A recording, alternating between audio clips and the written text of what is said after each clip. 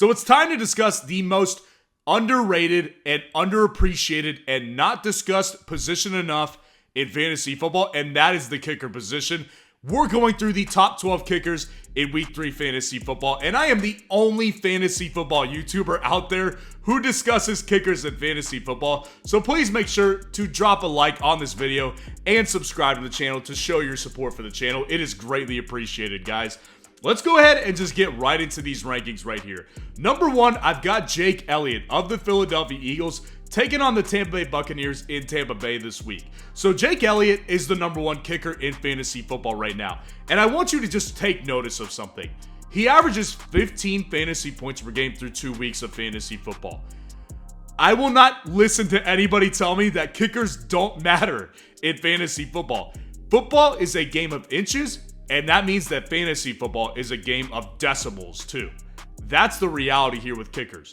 The matchup this week is fine. Tampa Bay going up against Tampa Bay doesn't scare me at all. Philadelphia's offense, and this is the reason I think Jake Elliott is number 1.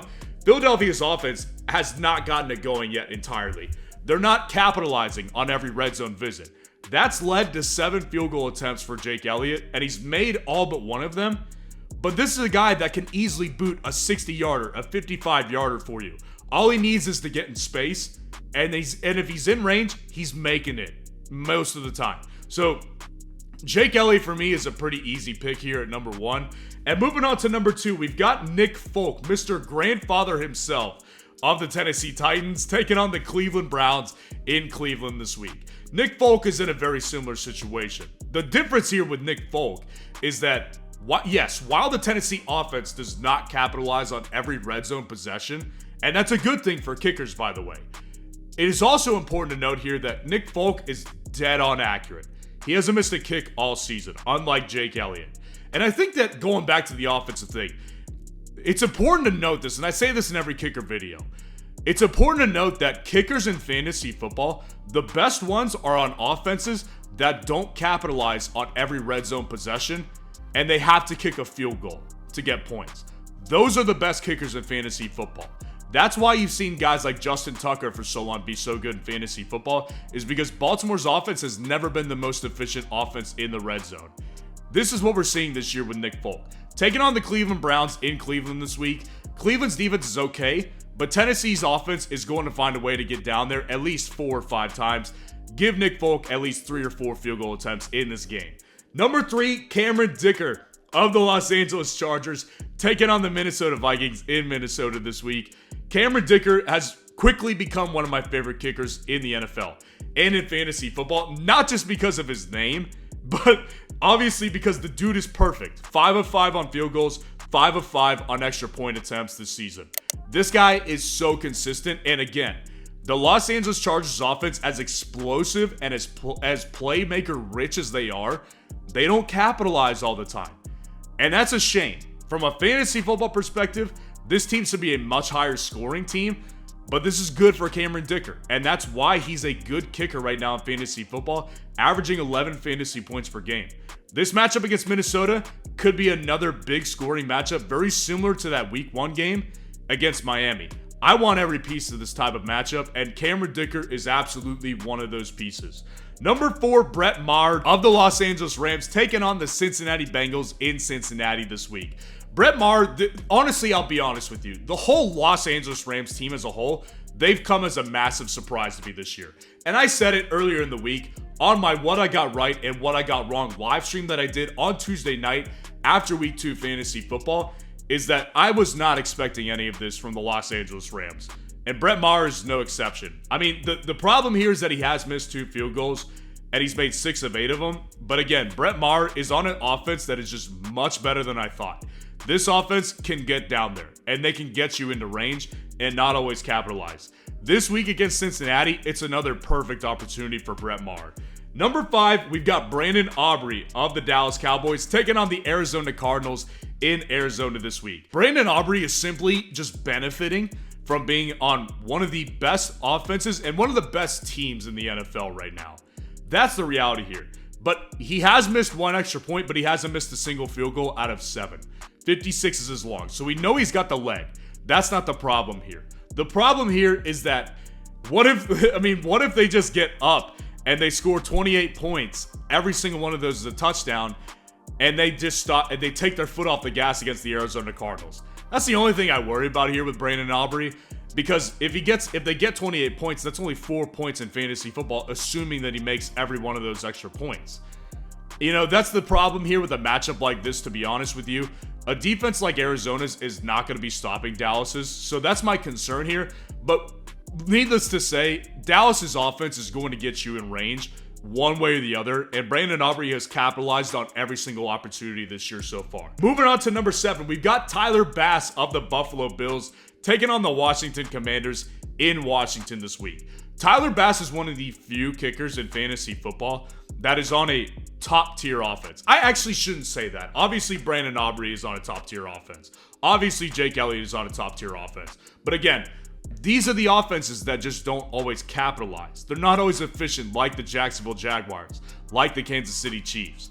These aren't always efficient offenses in the red zone, and that's what you're seeing here with Tyler Bass, because this guy has kicked 4 for 4 on field goals and 6 for 6 on extra points made. And really, that's his big play here, is that regardless of how many yards his kick is or how many extra points he kicks as opposed to field goals, Tyler Bass is a very consistent kicker. He's as consistent as it gets in fantasy football.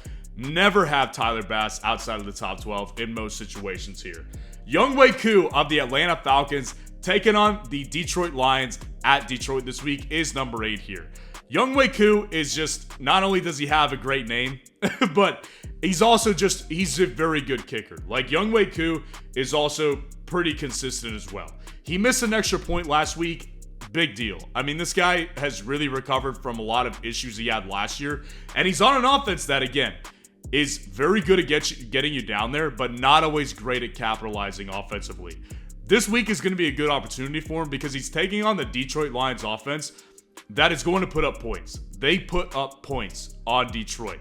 So they're going to have to keep up in Atlanta, and I think it'll be plenty of opportunities for Younghoe Koo to capitalize on. Number 9, getting himself way down the list right now, but way higher than he actually is right now in fantasy football. It's Justin Tucker, the legend himself of the Baltimore Ravens, taking on the Indianapolis Colts this week in Baltimore. And Justin Tucker, to me, really is, when you look at what he's done in fantasy this year, it's obviously not what you expect, especially when you see people in your league draft the guy in the 8th or 9th or 10th round, which, by the way, don't do that.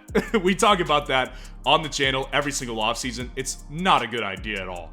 Justin Tucker, 8 fantasy points per game this year. You know, it's not that great. Obviously, like, it's leaving a lot to be desired on the table this week. But I think that Indianapolis this week, their defense is good enough to stop the Baltimore Ravens, and also the Baltimore Ravens haven't been that efficient as well. Their offense has not been that good either. I think Justin Fields, though, is always going to make his kicks, aside from last week when he missed a field goal, but that's a rarity. That's a rarity. Justin Tucker simply just doesn't miss many field goals. He's going to be on this list at number 9. Number 10, Jason Sanders of the Miami Dolphins, taking on the Denver Broncos in Miami this week. This one is so crazy because Jason Sanders honestly has the perfect opportunity to be the best kicker in fantasy football. This offense is so explosive, and they get down there. Basically, they at least get you in range on every single possession they have. I mean, Miami's offense is so freaking good. Jason Sanders' accuracy issues continue to plague him this year. He's missed 2 field goals already, and he's missed an extra point. He's missed 3 total kicks this year. But again, this offense puts you in such great shape, he's still averaging 10 fantasy points per game. And his longest kick has only been 45 yards. So it's not like he got you a 60-yarder, which would be 5 or 6 points depending on your format. Jason Sanders is close to squandering an opportunity here. Like, if he misses a couple big kicks in big spots, this could be a new kicker situation. But as long as he's with the Miami Dolphins, and as long as he's on the team kicking for them, he's going to be in these top 12 rankings because of the offense right here. 11, I've got Daniel Carlson of the Las Vegas Raiders taking on the Pittsburgh Steelers at home this week. Daniel Carlson has been a lot worse than we've ever seen in fantasy football. He's averaged 5 fantasy points per game through the first 2 weeks. And really the reason for it is because this offense hasn't gotten it going. I mean, this offense has not looked good this year. And I think that this changes this week. Like I've said all week in a lot of different videos, I think this offense is going to be fine this week because the Pittsburgh Steelers are the perfect remedy for this type of situation because Josh Jacobs is a guy that hasn't gotten it going at all. A lot of people are trying to trade him away from their teams right now. I don't want to do that until after this week is over because this week is going to be a very good test on if Josh Jacobs is going to be good this year. The Pittsburgh Steelers are dead last in rushing yards allowed this season, so they're going to allow Las Vegas to get into range because Josh Jacobs is going to push it down their throat. Daniel Carlson has to be on here this week because of the matchup. Anders Carlson, the other Carlson brother of the Green Bay Packers, taking on the New Orleans Saints in Green Bay this week. And I could say this as well. The Green Bay Packers offense has been a relatively decent surprise for me this year as well. I mean, this guy's kicked 8 extra points, and he's made all 8 of them. And he's only kicked 2 field goals, and he's made both of those as well. So we know the guy's accurate. We know the guy has a leg with a 52-yard long. And we know this guy can be very consistent for you. So this is a matchup here where I think New Orleans defense is going to hold Green Bay to not getting touchdowns this week. And I wouldn't be surprised if we see Anders double that field goal total or even get another one on top of that this week. So let me know what you think of the rankings in the comments below and what questions you need answered before week 3 fantasy football.